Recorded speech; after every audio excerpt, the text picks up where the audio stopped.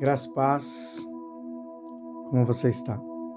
Hoje nós estamos diante da nossa leitura de Atos, capítulo 5, e eu não poderia deixar de compartilhar com você a respeito das Sagradas Escrituras. Nosso quinto dia, por isso guarda ao seu coração esse texto. Entretanto, certo homem chamado Ananias, com sua mulher Safira, vendeu uma propriedade, mas reteve uma parte do dinheiro, e Safira estava ciente disso. Levando o restante, depositou aos pés dos apóstolos. Então Pedro disse: Ananias, por que você permitiu que Satanás enchesse o seu coração para que você mentisse ao Espírito Santo, retendo parte do valor do campo? Não é verdade que, conservando a propriedade, seria sua? E depois de vendido o dinheiro não estaria mais em seu poder? Por que você decidiu fazer uma coisa dessas? Você não mentiu para homens, mas para Deus. Ouvindo essas palavras, Ananias caiu morto e sobreveio grande temor a todos os que souberam do que tinha acontecido. Levantando-se os moços, cobriam o corpo de Ananias e, levando-o para fora, o sepultaram. Quase 3 horas depois entrou a mulher de Ananias, sem saber o que tinha acontecido. Então Pedro dirigiu-se a ela e perguntou: Diga-me, foi por este valor que vocês venderam aquela terra? E ela respondeu: Sim, foi por esse valor. Então Pedro disse: Por que vocês entraram em acordo para tentar o Espírito do Senhor? Eis aí à porta os pés dos que sepultaram o seu marido, e eles levarão você também. No mesmo instante, ela caiu aos pés de Pedro e morreu. Entretanto, os moços viram que ela estava morta e, levando-a, sepultaram-na ao lado do marido. E sobreveio grande temor a toda a igreja e a todos aqueles que ouviram falar desse acontecimento. Sinais e prodígios. Muitos sinais e prodígios eram feitos pelos apóstolos entre o povo, e todos costumavam a se reunir de comum acordo no pórtico de Salomão, mas do restante ninguém ousava juntar-se a eles. Porém o povo tinha grande admiração por eles, e aumentava sempre mais o número de crentes no Senhor, uma multidão de homens e mulheres, a ponto de levarem os enfermos até pelas ruas e colocarem sobre leitos e macas, para que ao passar Pedro, ao menos a sua sombra se projetasse sobre algum deles. Vinha também muita gente das cidades vizinhas de Jerusalém, levando doentes e atormentados por espíritos imundos, e todos eram curados. Levantando-se, porém, o sumo sacerdote e todos que estavam com ele, isto é, o partido dos saduceus, ficaram com muita inveja.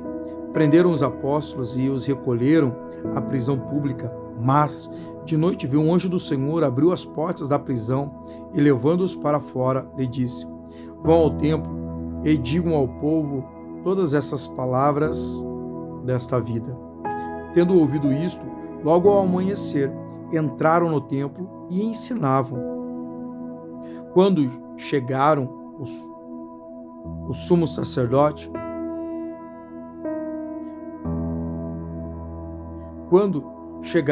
chegaram o sumo sacerdote e os que estavam com ele, convocaram o sinédrio e todo o conselho dos anciões do povo de Israel e mandaram buscar os apóstolos na prisão. Mas, quando os guardas chegaram lá, não o encontraram no cárcere, e voltando, relataram dizendo: Encontramos a prisão fechada, com todas as seguranças e as sentinelas nos seus postos, junto às portas, mas, abrindo as portas, não encontramos ninguém dentro.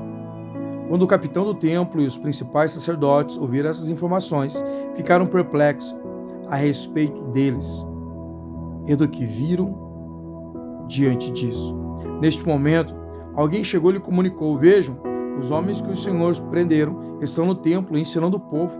Então o capitão e os guardas foram e trouxeram sem violência, porque temiam ser apedrejados pelo povo. Trouxeram os apóstolos, apresentaram-nos ao sinédrio, e o sumo sacerdote os interrogou, dizendo: não é verdade que ordenamos expressadamente que vocês não ensinassem nesse nome? No entanto, vocês encheram Jerusalém com a doutrina de vocês e ainda querem lançar sobre nós o sangue deste homem? Então Pedro e os demais apóstolos afirmaram: é mais importante obedecer a Deus do que aos homens. O Deus de nossos pais ressuscitou Jesus, a quem vocês mataram, penduraram-no no madeiro.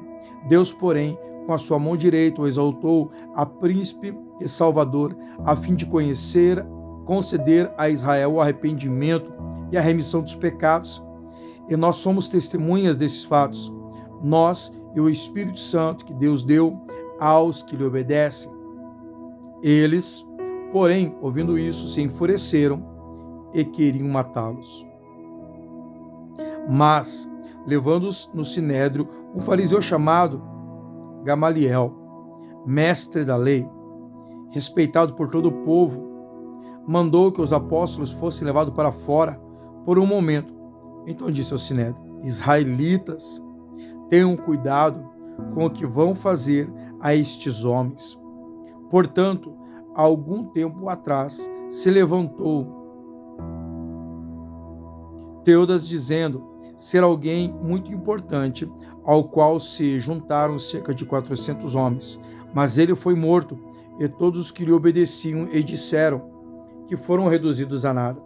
Depois desse, levantou-se Judas, o Galileu, nos dias do recenseamento, e levou muitos consigo.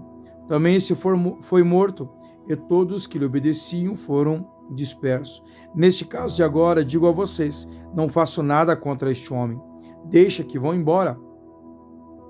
Porque se este plano ou esta obra vem de homens, será destruído. Mas se vem de Deus, vocês não poderão destruí-lo e correrem o risco de estar lutando contra Deus. E os membros do sinédrio concordaram com Gamaliel. Então chamaram os apóstolos e os açoitaram, e ordenaram-lhes que não falassem no nome desse Jesus, e soltaram. E eles se retiraram do sinédrio, muitos alegres por terem sido considerados dignos de sofrer afronta por este nome. E todos os dias, no templo e de casa em casa, não cessavam de ensinar e pregar que Jesus é o Cristo. Este é o capítulo 5, onde vemos realmente a autoridade através do Espírito Santo na vida dos apóstolos, em especial nesses textos, na vida do apóstolo Pedro.